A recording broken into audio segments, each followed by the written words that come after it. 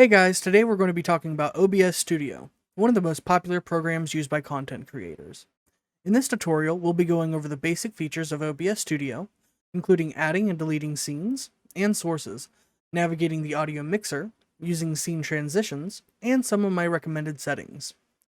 OBS Studio is a free and open source software used for recording and streaming video content.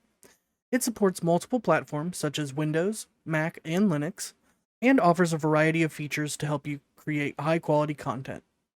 Scenes are the different sets of sources that you can use to create your content.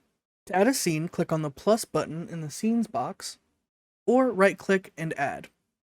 To delete a scene, right-click on the scene and select Remove, or click the trash can button in the Scenes box.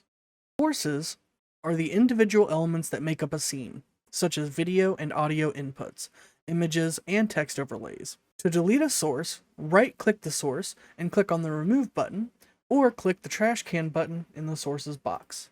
The audio mixer is where you can control the audio levels for all of your sources. To access the settings for an individual audio source, click on the three dots to the right.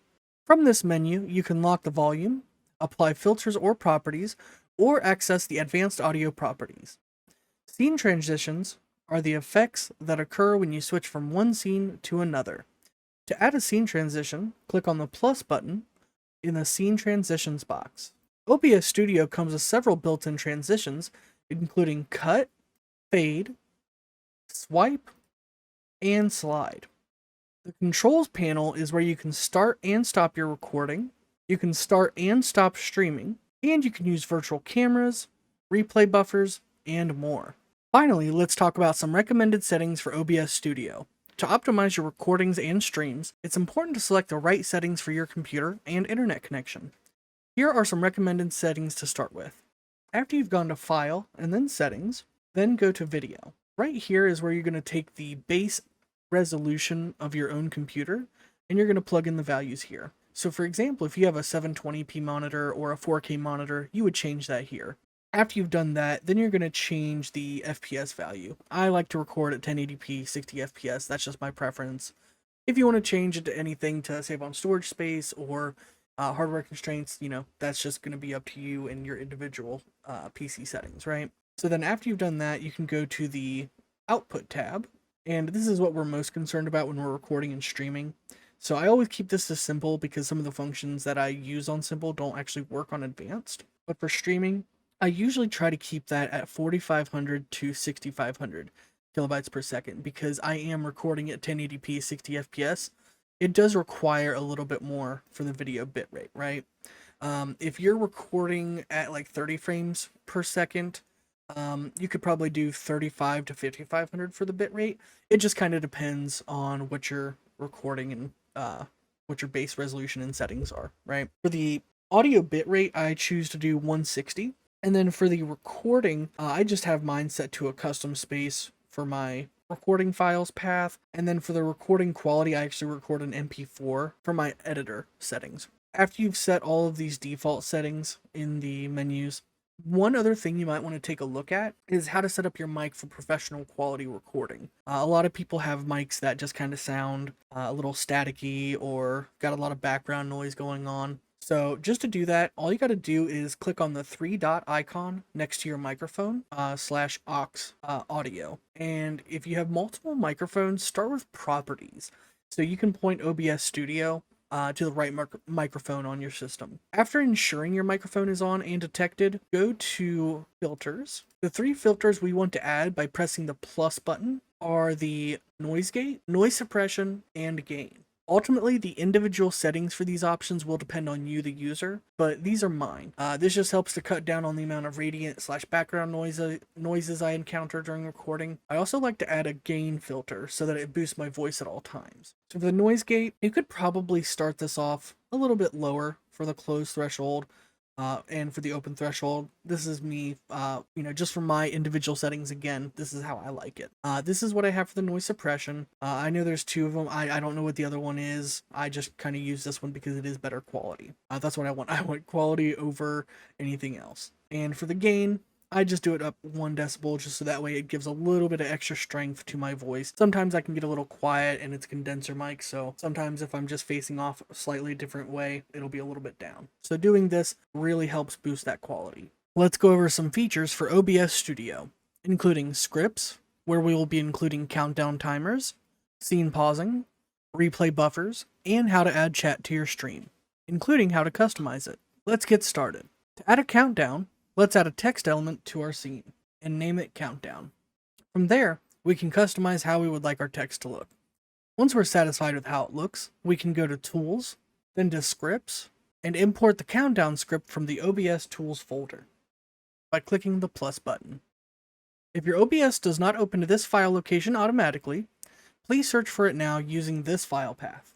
Once you've successfully added the countdown script, click on the countdown script and set the duration. Once you've successfully added the countdown script, click on the countdown script and set the duration, the text source, which should be countdown, and edit the final text for when the countdown has reached the end of the duration. I really like this countdown timer because wherever we put this timer, every time we go back to this scene, the timer will be reset so we don't have to go back and reset it every time. Click on Tools again in the top of OBS Studio, then click on Scripts and click on the plus button. Let's add the pause scene script. I don't like to waste recording space if I can help it, so that's why I choose to set up scene pausing. Once the pause scene script has been loaded into the scripts that we have, all we need to do is set the pause scene variable to the scene we want to pause on. For example, I will use my waiting room scene. That way, whenever I want to take a break or have a phone call or something similar, it will pause my recording so it's not wasting storage space. You will still have to mute yourself manually if you don't want your streamers to hear what's going on in the background. Let's now go over the instant replay script. You can create a new scene or just add a media source. You can also choose if you want them at a different speed than your normal videos. Once you're done with your media source settings, go back to your scripts and add the instant replay script. Make sure the instant replay script is set to the media source you're wanting to use. I labeled my media source instant replay for convenience. The last step is to go to Settings and Output. There should be a section at the bottom labeled Replay Buffer. I set mine to 30 seconds for a solid replay window. You can make this a bit longer if you'd like.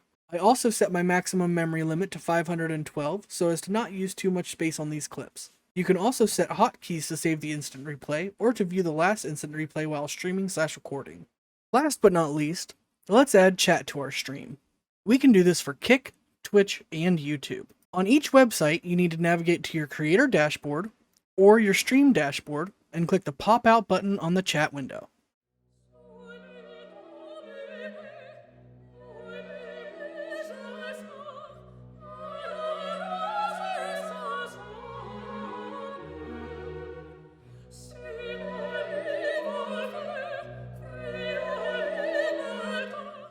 Once you do this, grab the link that is associated with the window and save it to your clipboard by copying it. Navigate back to OBS and add a new browser source.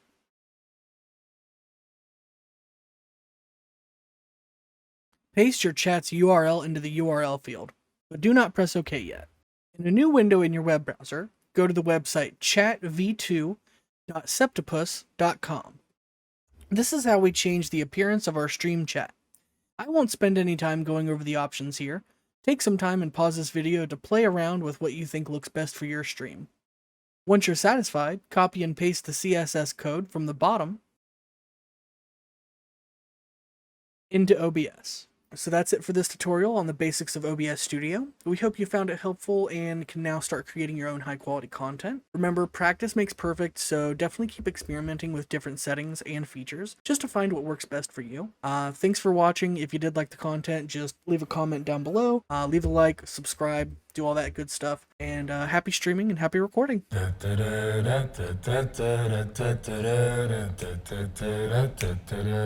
Badooms.